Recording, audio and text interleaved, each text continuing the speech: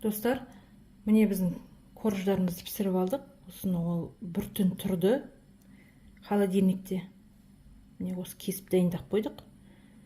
Мына ширинасы, биіктігі 1,5 сантиметр қылып кесеміз. Менде мында 33% сливки 300 грамм тұр. Енді осыған 100 грамм сахарный пудра саламыз.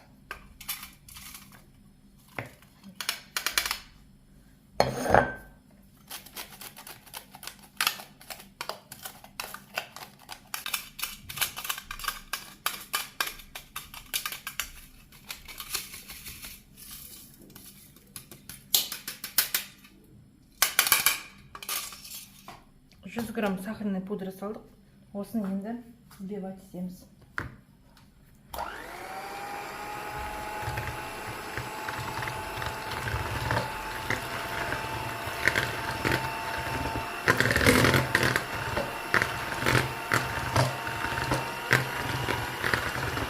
Жайлап миксердің скоростын қосай береміз.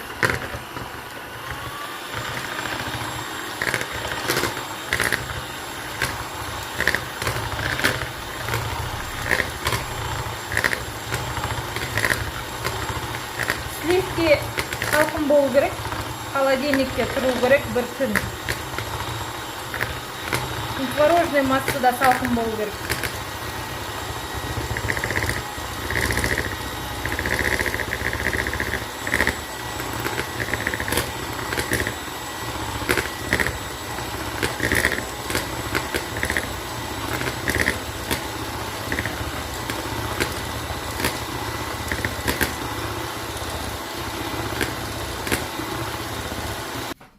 Міне осылай сливкимен нені осылай взбивать етіп алдық. Енді осыған сливкимен пудраны, сахарный пудраны. Енді творожный масса саламыз 300 грамм.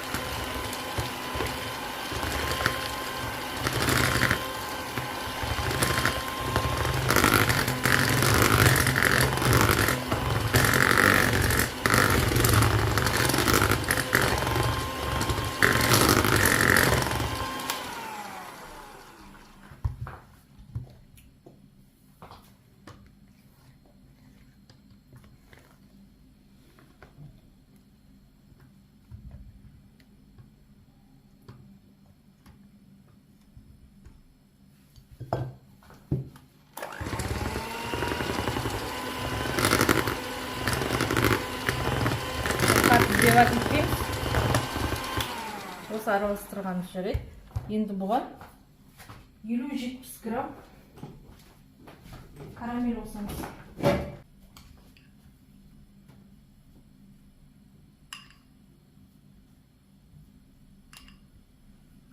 Мына карамель жасаған видео бар, рецепт қарасаңыз болады. Каналда тұр.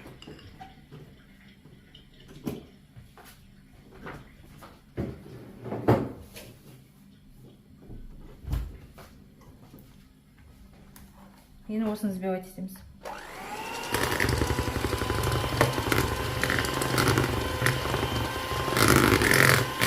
Араластырамыз, взбивать етпейміз, араластырамыз.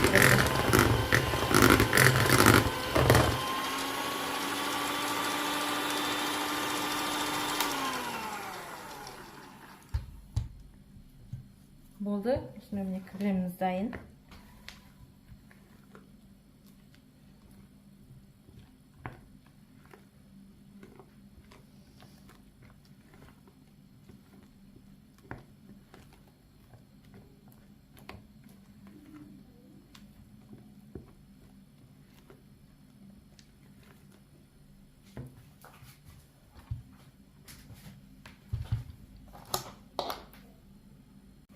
Енді кремімізді мынандай кондитерский мешокқа салып аламыз.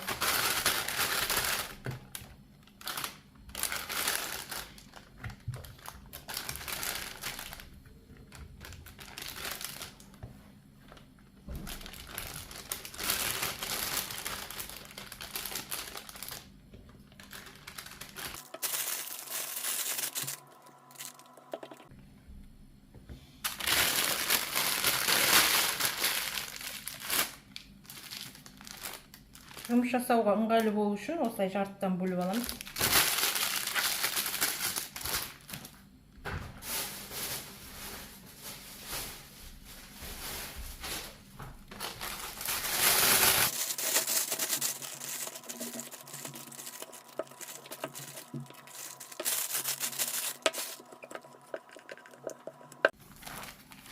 Міне 2 крем жасап алдық.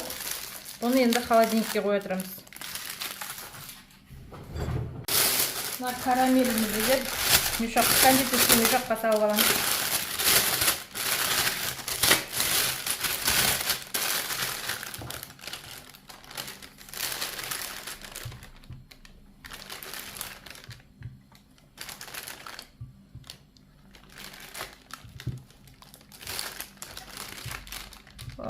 Крем сияқты қатты болмайды. Жидкий болады осылай.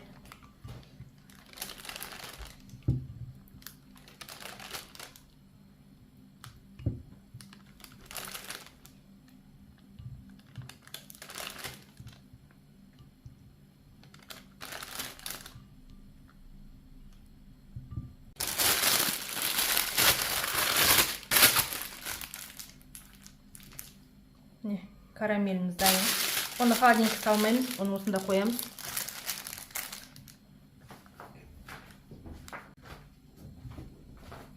Торттың начинкасіне бізге банан керек болады.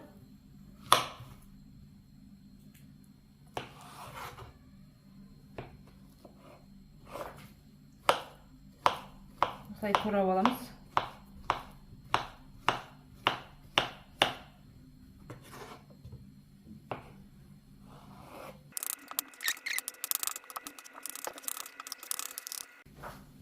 Бананымызды осылай көбіктеп кесіп алдық та, енді бетіне лимон сығамыз, қарайып кетпес үшін.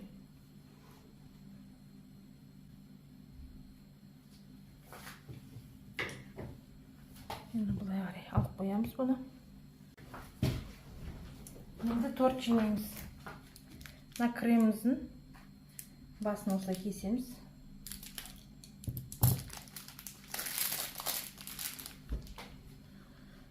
Мына жерге торт корж тұру үшін осылай қоямыз. Шамалы жағамыз кремнен. Ортасына коржды қоямыз. Мен пропитка жасаған жоқпын.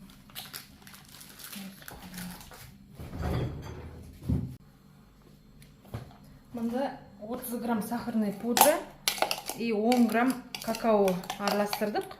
Соған 200 грамм сүт құямыз, ыссы.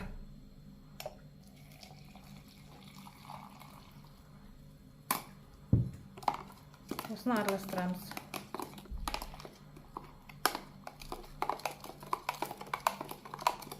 Мынау біздің пропиткамыз коржға.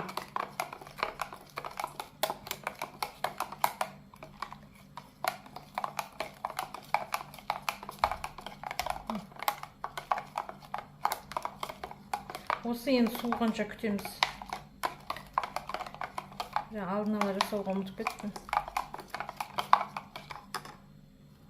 Холодильникке қойып тез-тез суытып аламыз.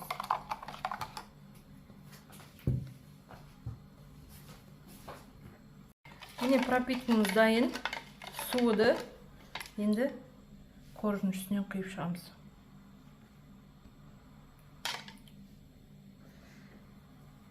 Пропитканы жақсылап жасау керек. Қатты шылқып жібермеу керек, әрі құрғақ қылмау керек. Егер құрғақ қылсаңыздар, сыртына жаққан ганашыңызды жарып жібереді. Ганаштағы май жидкостың бәрін сорып алады да корж.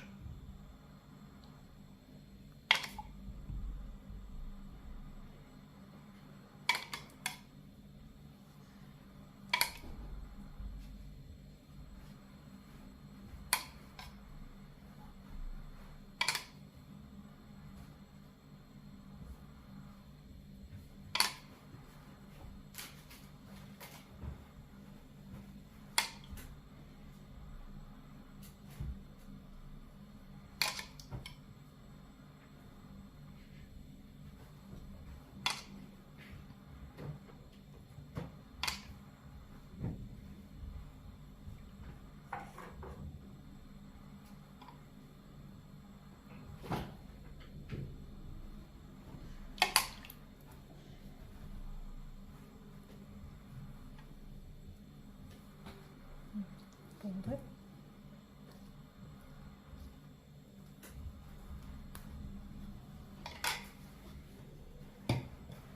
Şimdi krem жағамыз.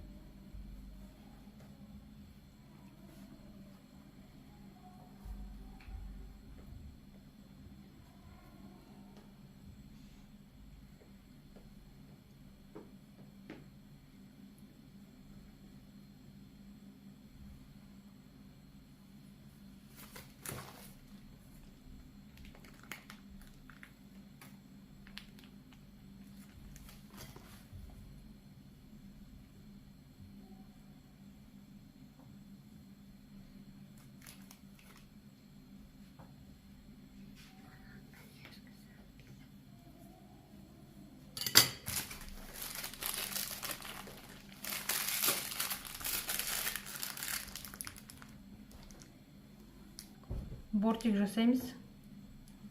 Ортасындағы карамельмен, карамель неге шығып кетпес үшін бортик.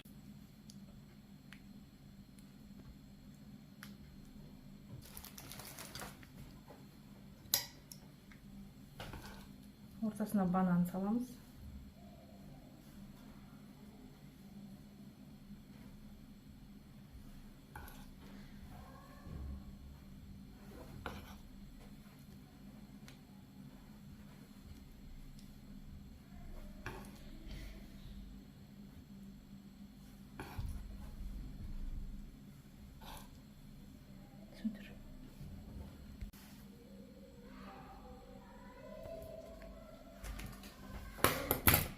Енді карамель әрбір жеріне ғана құямыз.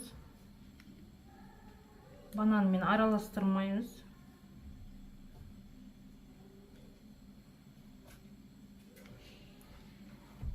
Карамельный привкус беріп тұрса болды.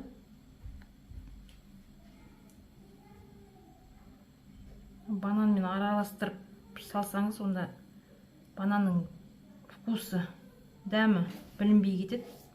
Тек карамельдің дәмі болып тұрады.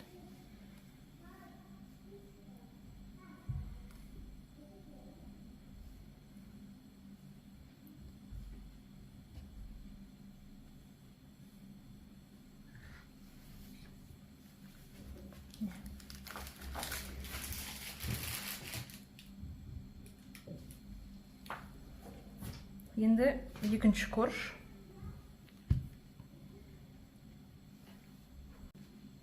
Екінші корждың астыңғы жағына крем жағып жібереміз.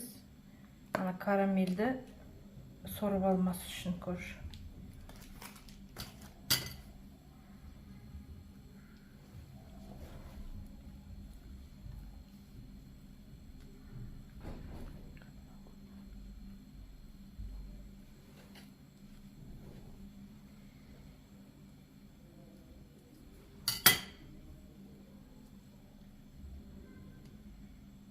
Шамал үстіне осылай басамыз да, жанында кремді осылай жағамыз.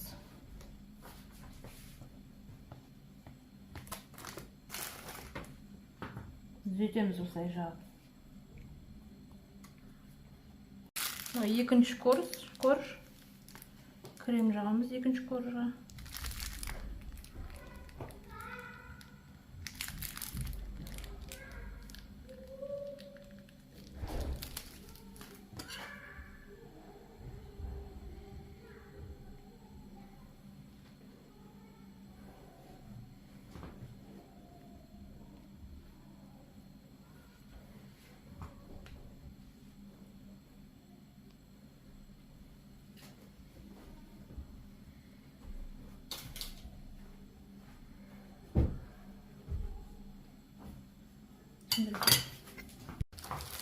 Бортик жасаймыз.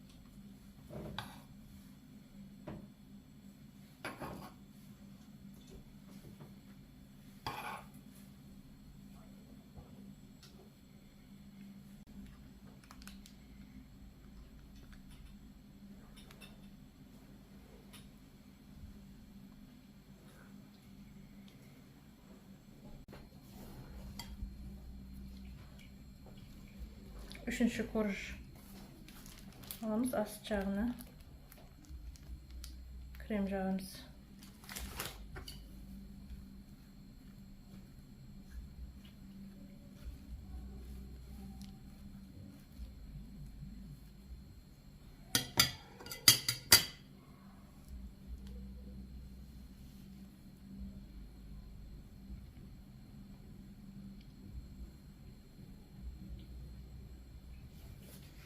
Сеп тұрған жоқ па? Мынаған пропитка су мен сахарный пудра. Ақ коржға.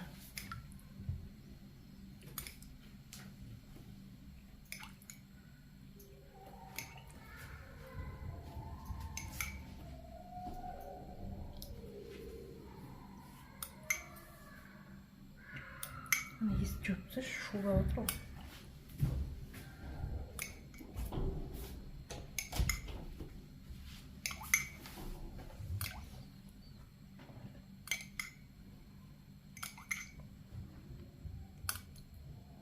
Söndür hanım.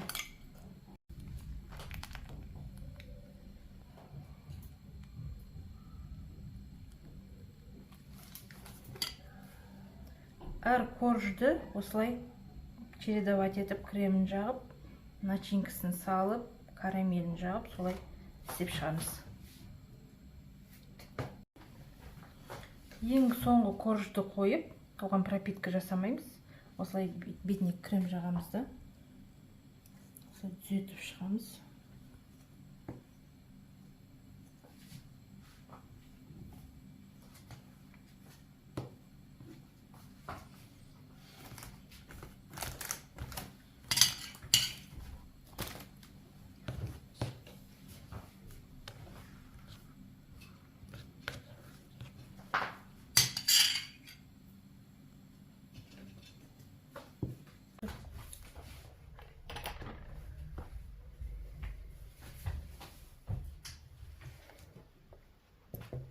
Мына торттың тесіктерін бітейміз креммен.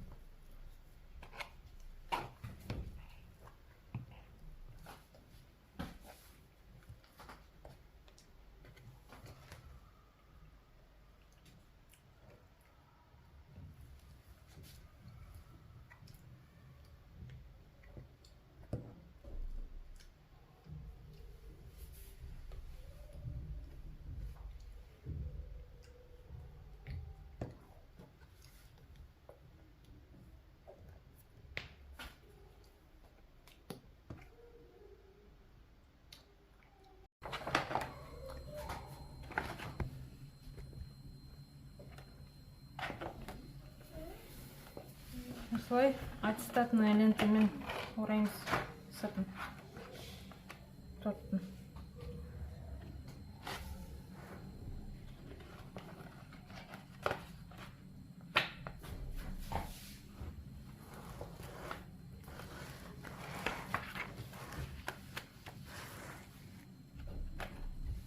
Мұрадық, енді бетін пищевой пленкамен жабамыз.